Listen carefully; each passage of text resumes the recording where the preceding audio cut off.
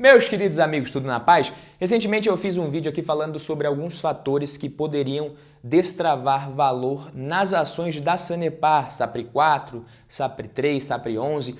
Hoje o foco do vídeo é justamente o cenário oposto. As ações da Sanepar, que é uma das maiores empresas de saneamento do Brasil, elas vêm sendo negociadas a preços bem descontados já há um bom tempo. Quem acompanha a empresa sabe disso na Bolsa de Valores, apesar de ela ser uma empresa sólida, né, com bons fundamentos, com resultados consistentes, isso vem acontecendo. Por que isso está acontecendo com a empresa? Por que as ações da Sanepar têm sim um potencial de valorização, tá? Mas não seria estranho se elas seguissem descontadas por ainda mais tempo. O que isso tem a ver com a revisão tarifária, os reajustes tarifários no serviço prestado pela empresa? Que novidade que a gente tem com relação a isso? Será que as ações da Sanepar estão realmente muito baratas? Por pouco tempo, por muito tempo? Ou é mesmo uma armadilha de valor? O preço justo das ações é mais ou menos esse? A gente não deve esperar muita coisa das ações, muita valorização. No vídeo de hoje, papai, a gente vai falar justamente sobre isso. E por falar em barato demais, antes aqui, né? Outra coisa que por enquanto não subiu de preço é a Tech T-Shirt da Insider. É a melhor e mais versátil camiseta do Brasil. Já faz parte do checklist de gravação dos vídeos aqui do canal. Todo vídeo tem camiseta da Insider. Então é título ok, thumbnail ok, roteiro ok, camisetinha da Insider ok, vai luz, vai câmera, valor em ação. Pensa numa camiseta realmente muito bacana, gosto muito, muito versátil, muito confortável também. Você pode lavar sem medo, não desbota que nem as camisetas convencionais de algodão que a gente está acostumado. Então você tem aquela sensação de camiseta novinha que dura realmente muito mais tempo. Ainda tem a vantagem de que não precisa passar, né? Eu mesmo nunca passei essas camisetas na minha vida, ela desamassa no cabide ou até mesmo no corpo, com o calor do corpo rapidão. Então realmente muito bacana. Você clica no primeiro link aqui da descrição do vídeo ou no primeiro comentário fixado para você conhecer a Tech T-Shirt, se você ainda não conhece a Tech T-Shirt da Insider, e utilizando o cupom VALOR12 aqui do canal, você tem 12% de desconto em todo o site da Insider, beleza? Então vai lá que eu sei que você vai curtir demais a camiseta. Agora vamos falar aqui da Sanepar. Voltando a falar da Sanepar, por que será que as ações estão tão descontadas? O que é que a gente tem de novidade também com relação à finalização da segunda fase da revisão tarifária? O que a gente pode falar sobre a empresa e esperar dos próximos resultados também, para que a gente possa estimar um pouco sobre o preço, se está barato, se não está. Você já deve ter ouvido falar que no médio e longo prazo, a cotação ela tende a acompanhar o crescimento dos resultados da empresa. Isso realmente é verdade, né? No médio e longo prazo, a cotação acompanha o lucro, mas no curto prazo, depende muito das expectativas com relação ao crescimento desses resultados de forma sustentável. O mercado ele estima isso daí. Então a gente vai olhar alguns indicadores da empresa e ver o que dá para a gente tirar de informação deles. Lembrando que, mais uma vez, você pode fazer isso com qualquer empresa que você estiver analisando. Então você aprende esses conceitos aqui, você tem mais facilidade para analisar também, para ver o que está impactando os resultados, e você faz muito bem se fizer isso daqui. Então, olhando para a margem bruta, hoje a margem bruta da Sanepar é de 57,9%, caiu um pouco nos últimos anos, está abaixo da média da empresa, mas ainda é uma margem bem interessante. Dá para ver que o problema da empresa nem tem muito a ver com as margens, especificamente. A Sanepar é uma empresa que tem boas margens. As margens EBITDA, margem EBIT, margem líquida também são muito boas, tá? Mesmo que tenham caído um pouquinho nos últimos anos, também são boas margens. A Sanepar é realmente uma empresa redondinha do ponto de vista de margens. Agora, quando a gente observa a rentabilidade, aí dá para você começar a entender um pouco melhor o momento da empresa, os desafios. O ROI da Sanepar, ele cresceu muito ali de 2015 até 2019. De lá para cá, vem caindo bastante.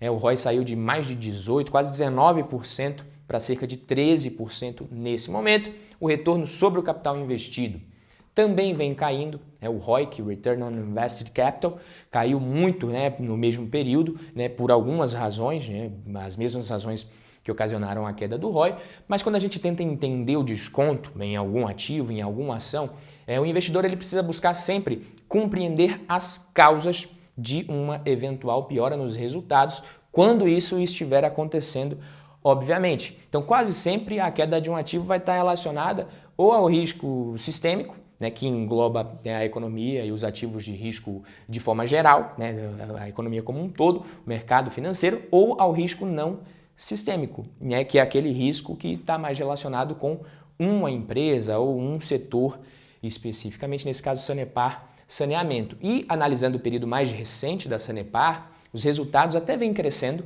mas não da forma que talvez deveria para justificar a compra das ações por um preço mais alto. Então, no site de RI da empresa, eu baixei o relatório de administração de demonstrações financeiras, demonstrações contábeis de 2022, e aí você pode ficar tranquilo que eu também não vou sair disparando aqui um monte de número e palavra difícil para você, mas a gente consegue tirar algumas informações desse relatório. A receita líquida cresceu em média 8,1% ao ano de 2018 até 2022. Só que quando você olha em termos reais, reajustado pela inflação, a realidade é outra. A diferença entre 2018 e 2022 é de somente 7,3%, né, em todos esses anos. O crescimento do EBITDA, ele reflete essa mesma situação. A gente teve um crescimento nominal, mas muito pouca coisa, muito pouca evolução se você corrige pela inflação. Mesmo com a margem se mantendo elevada, você vê que a gente não tem crescimento. Então é interessante você olhar isso daí. A geração de caixa operacional cresceu cerca de 10% ao ano, mas você também tem esse problema de baixo crescimento. Se você reajusta esse crescimento pela inflação, os dividendos praticamente não cresceram nada nesses últimos 5 anos. Então não dá para você dizer que as ações da Sanepar estão descontadas sem motivo. Isso não dá para a gente sair falando. Então mesmo que você tenha esse P sobre L de 5 vezes, que é baixo, eu concordo que é baixo, um PVP de 0,66%, dividend yield atualmente de 8,7%, tudo isso por conta da queda das ações. O problema é que esses indicadores falam muito sobre resultados passados da empresa. Mais do que o mercado avalia quando ele precifica, é justamente a expectativa com relação aos resultados futuros. Tá? E o indicador que mede o crescimento de receitas e lucros da Sanepar nos últimos 5 anos, ele vem caindo ano após ano, ou seja, o crescimento da empresa está diminuindo, o crescimento de receitas e lucros, como se estivesse desacelerando, entendeu? E para o resultado de uma empresa como a Sanepar crescer, você tem 2 fatores que são muito importantes. O primeiro é o número de novas ligações e o segundo tem a ver com os reajustes e revisões das tarifas. E aí sim, talvez não seja novidade para muitos de vocês, esse é o maior problema para as ações da Sanepar hoje. Revisão e reajuste tarifário. Então, se você comparar os indicadores, você vai ver que a Sanepar é aparentemente a melhor empresa de saneamento da Bolsa de Valores. Ganha em quase tudo, menos no crescimento de receita e crescimento de lucro, praticamente. Isso não significa, né, se uma empresa ela é muito boa, que ela é necessariamente um bom investimento. Existem alguns fatores que dificultam ali que o investidor consiga ver menos incertezas com relação à previsibilidade dos negócios no curto e médio prazo na Sanepar. Menos incertezas, aí sim, isso poderia destravar valor para os acionistas, fazendo as ações da empresa subirem, os múltiplos também. Tudo isso poderia ocasionar uma alta nas ações, mas não parece que o roteiro do filme da Sanepar vai mudar muito no curto prazo. Tá? O consenso do mercado para a revisão deste ano era de um aumento total ali de apenas 4%. A Sanepar afirmou num fato relevante na última terça-feira, não sei se você sabe, no dia 11, que o processo de revisão tarifária indicou um índice de aumento nos valores cobrados dos clientes de 8,47%. A revisão tarifária também foi discutida em uma audiência pública pela AGEPAR hoje, dia 18, nesta terça, no dia que eu estou gravando o vídeo, de acordo com o documento que foi divulgado. A remuneração do capital ela se dá pela aplicação de um percentual sobre a base de ativos regulatórios, de forma que seja atribuída, né, uma recompensa correta em favor da aplicação do capital, do investimento desse capital, a remuneração do capital, enfim, né? Então a taxa adotada foi de 11,47% ao ano. E aí, considerando os reajustes tarifários periódicos devidos para os anos de 2022, 2023, sobre o valor da base de 2021, a gente tem uma tarifa de preços, a preços de dezembro de 2022, aplicada esse ano, de R$ 6,45 por metro cúbico, que representa um aumento de 8,47% com relação à tarifa vigente como já tinha sido indicado no último dia 11. Se isso é mesmo um reajuste maior que o que vinha sendo esperado pelo mercado, a gente vai ver agora. Mas se você chegou até aqui no vídeo e ainda não deixou o like, nós precisamos reajustar isso, revisar isso daqui, deixa o like. Mas brincadeiras à parte, galera, é diferente de um serviço de provedor de internet ou de celular, por exemplo, em que existe muito mais concorrência e o preço acaba se ajustando também muito mais pela oferta e demanda, né? Você pode trocar de um provedor, de operadora, se você achar que está muito caro ou se você recebe uma proposta de serviço mais barato, enfim. Nos serviços de utilidade pública como saneamento, energia elétrica, o negócio é um pouquinho diferente e realmente precisa ser.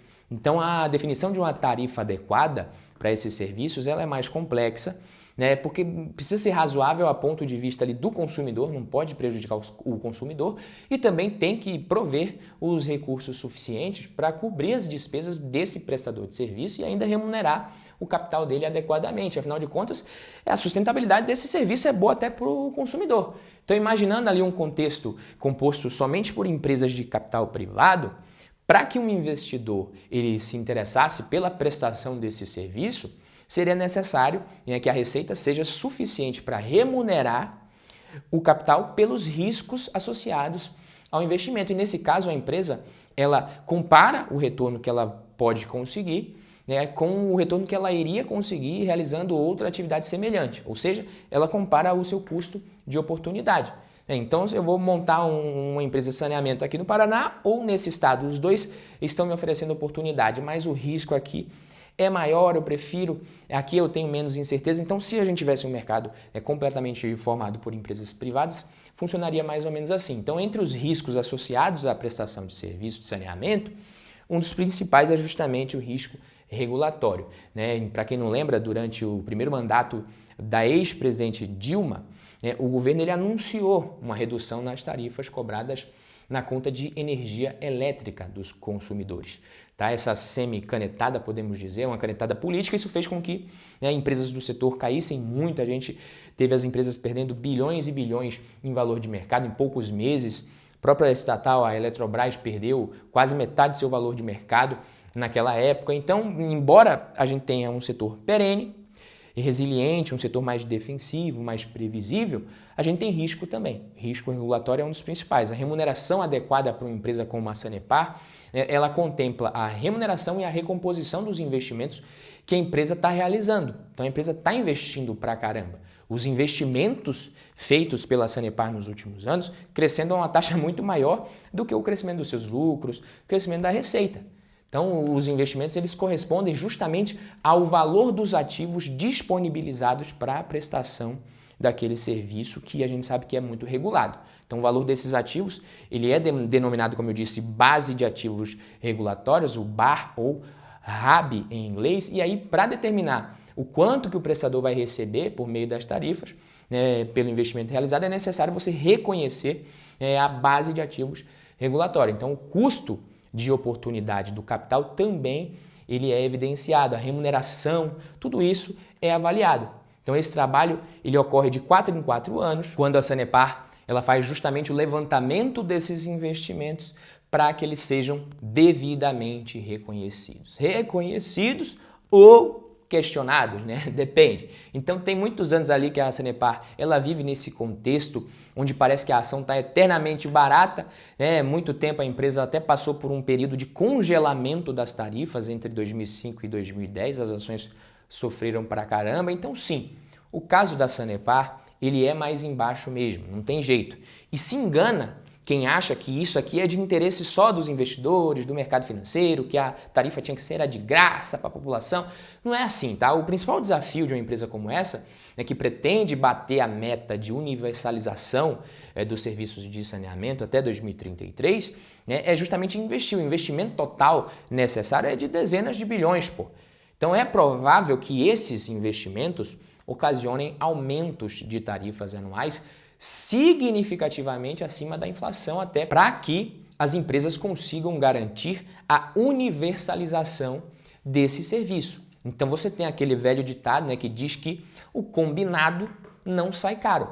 Então, se o preço justo para garantir os investimentos e a remuneração do capital é X, Uma empresa privada simplesmente iria avaliar esse retorno e aceitar ou não a empreitada, a oportunidade. Mas é aí que entra o risco regulatório, mais uma vez, meus queridos amigos, como eu falei, principalmente em uma empresa estatal de utilidade pública, né, que nada mais é do que o risco, né, de você mudar o combinado no meio do caminho. E aí sim, o combinado ele pode acabar saindo caro. Beleza, meus queridos?